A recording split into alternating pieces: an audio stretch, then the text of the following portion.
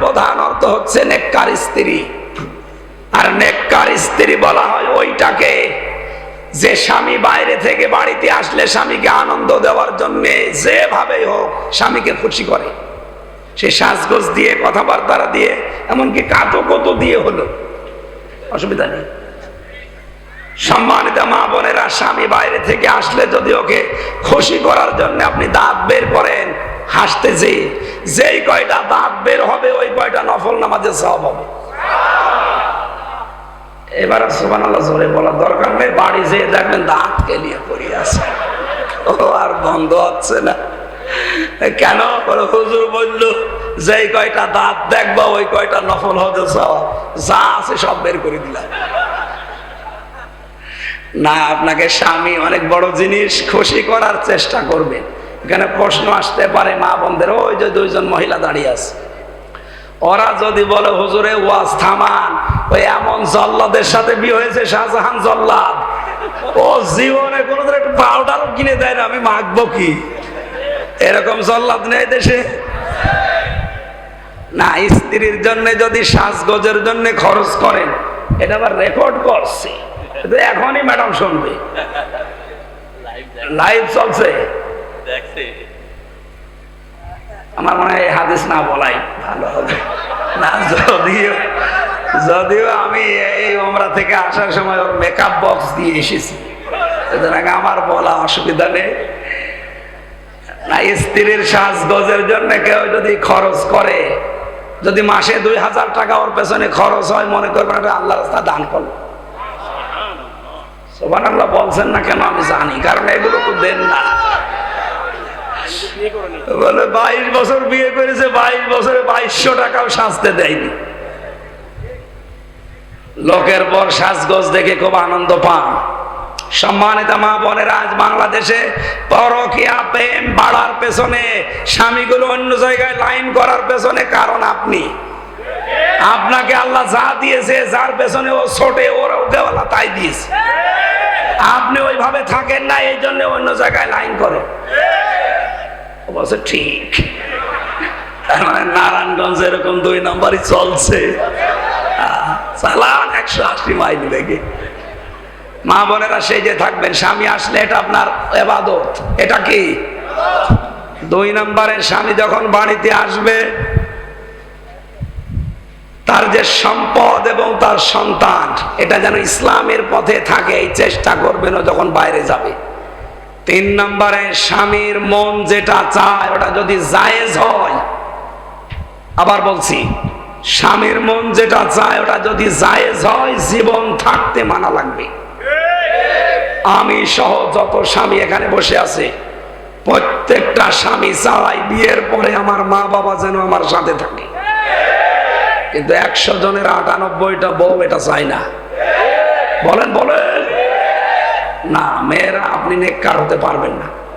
কি করবেন দুনিয়ায় এত সম্পদ দিয়ে আর এত আরামে থেকে? কি করবেন? আপনার আখিরাত নষ্ট হয়ে যাচ্ছে।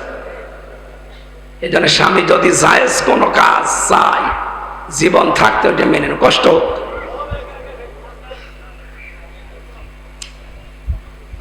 4 নম্বরে, নিজের ইজ্জতের হেফাজত করা লাগবে মেয়েদের।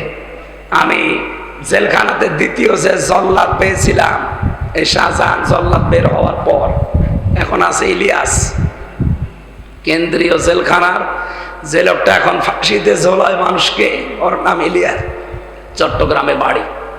ওর কাছে একদিন বসে বসে শুনছিলাম কি হয়েছে। বলছে 17 বছর ছিলাম সৌদি আরবে, দেশে আসার পরে বিয়ে করেছি 11 বছর।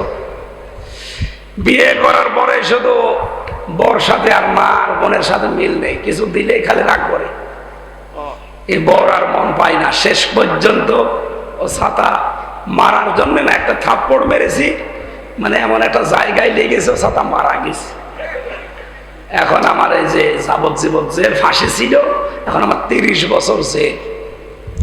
একটা মানুষকে ফাঁসি দিলে আমি 4 মাস জেল থেকে মুক্তি পাই। সেই হিসাবে যদি 20টা ফাঁসি দিতে পারি আর 15-20 বছর যদি জেল খাটতে পারি, তাহলে বাকিগুলো মাফ হয়ে যাবে। বলেন, ওর যদি এখনো 22 বছর জেল খাটা লাগে আর ওদিকে 17 বছর, ওর জীবনে আছে কি? অথচ খুব বড় কাজ করে জীবনটা শেষ করলো। এই স্বামী স্ত্রীর দ্বন্দ্ব নিয়ে, সামান্য একটা দ্বন্দ্ব। ও মা বাবাকে বোনকে একটু খরচপাতি দিত, ওই মেয়ে লোক সহ্য করতে পারতো না। সম্মানিত মা বোনেরা, না, আপনি নেককার হতে পারবেন না শুধু নামাজ পড়ে রোজা করে আর কালো বোরকা পরে মনে করছেন আমি তো আল্লাহর ওলি ফাতেমা হয়ে গেছি, হবে না। আল্লাহ মেয়েদেরকে এই 4টা গুণ অর্জন করার তৌফিক দিন। জান্নাতের 8টা দরজায় তাদের জন্য খোলা। নবীজি কিয়ামতে বলবে, যা যে জান্নাত দিয়ে পারিস চলে যা। আল্লাহ মেয়েদেরকে 4টা গুণ অর্জন করে নেককার স্ত্রী, পৃথিবীর শ্রেষ্ঠ সম্পদ মাল, এটা হওয়ার তৌফিক দিন। দ্বিতীয় নম্বর, মাল মানে ক্ষমতার চেয়ার। 3 নম্বরে মাল মানে অস্ত্র শস্ত্র। 4 নম্বরে মাল মানে সম্পদাদি। এই 4টা বিষয় যারা জমা করছেন, এই মনে করবেন যে এগুলো আমার পরীক্ষার বস্তু, এগুলো একটা আমার হাতে থাকার বিষয় না, এগুলো আমি জমা করে সংরক্ষণ করার বিষয় না, এগুলো সব আমার আখিরাত কামাই করার মাধ্যম। আল্লাহ আমাদেরকে তৌফিক দিন, বলেন আমিন। স্ত্রীর সাথে ভালো ব্যবহার করব আমি এই কারণে, কারণ এর দ্বারা আমার যেন আখিরাত তৈরি হয়। কথা বুঝতেছে? নাই তো আমার এই লোকের মেয়ের সাথে ভালো ব্যবহার করা কোন দরকার, আমি করছি এই কারণে, কারণ এর সাথে ভালো ব্যবহার করলে আমার জান্নাত তৈরি হবে। আল্লাহ আমাদেরকে কোরআনে কারীম সহজ সরল ভাষায় বোঝার তৌফিক দাও। পারিবারিক জীবনের দাম্পত্য কলহ এবং এর সমাধান করা লাগে 19টা কায়দায়। কয়টা? আমি জেলখানা থেকে বসে বসে টুকে রেখেছিলাম, বাইরে এসে 2টা বই করেছি। স্বামী স্ত্রীর দাম্পত্য কলহ কিভাবে তৈরি হয়, মারামারি, গন্ডগোল, পরকীয়া, প্রেম, আর এগুলো মিটাতে হয় কি কি দিয়ে। 19টা যে কাজ আছে, বইটা এখানে আছে কি জানি না, এই যেখানে বইগুলো আছে নিয়ে যাবেন। নিয়ে স্ত্রীকে, মেয়েকে, বিয়ে হয়নি মেয়েকে আগে পড়াবেন, নিজের ফুফুকে, নিজের শাশিকে, দাদিকে, মাকে পড়তে বলবেন। মেয়েরা নিয়ে স্বামীকে পড়াবেন, পরকীয়া প্রেম থেকে মুক্ত হবে ইনশাল্লাহ। কণ্ঠ এবং শরীরের দিকে তাকিয়ে 11:30 বাজে আমি মাপ চেয়ে শেষ করছি, আজকে আর পারছি না। সারাদিন কোর্টের বারান্দায় খুব কষ্ট হয়েছে, সারাদিন আজকে কোর্টে। আগামীতে কোনো জায়গায় যদি আসি, শীতের সময় মাহফিল নেবেন আর রাত 9টায় তুলে দেবেন, আমরা চেষ্টা চালাবো ইনশাআল্লাহ। এই বইটা মোনাজাতের পরে নিয়ে যাবেন। আমিন, আল্লাহুম্মা আমিন। রব্বানা যালামনা আনফুসানা ওয়া ইল্লাম তাগফির লানা ওয়া তারহামনা লানাকুনান্না মিনাল খাসিরিন। রব্বুল আলামিন, আমার কণ্ঠ আর শরীরের দিকে তাকিয়ে আমি শেষ করে দিলাম। নারায়ণগঞ্জের মানুষগুলো কোরআন শোনার জন্য, বোঝার জন্য এত পাগল, এদেরকে তুমি ওমরের মতো বানিয়ে দাও। সওয়াবগুলো তুমি বিশ্ব নবীর রওজায় পৌঁছিয়ে দাও। এ মাহফিলের আয়োজন যারাই করেছে, তাদের আত্মীয় স্বজন যারা কবরে আছে, তাদেরকে চিরতরে ক্ষমা করে দাও। এ আলামিন কওমি মাদ্রাসা কিয়ামত পর্যন্ত তুমি কায়েম রাখো আল্লাহ।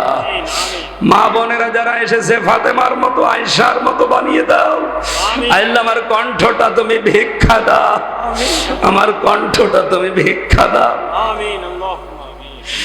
বড় কষ্ট হচ্ছে তোমার কোরআনের কথাগুলো প্রচার করতে। আল্লাহ তাআলা, তোমার কাছে আমি কুদরতি পা ধরে ভিক্ষা চাই, আমার কণ্ঠটা তুমি কোরআনের জন্য দান করো, ভিক্ষা দাও। আমার মা বাবাকে মাফ করে দাও।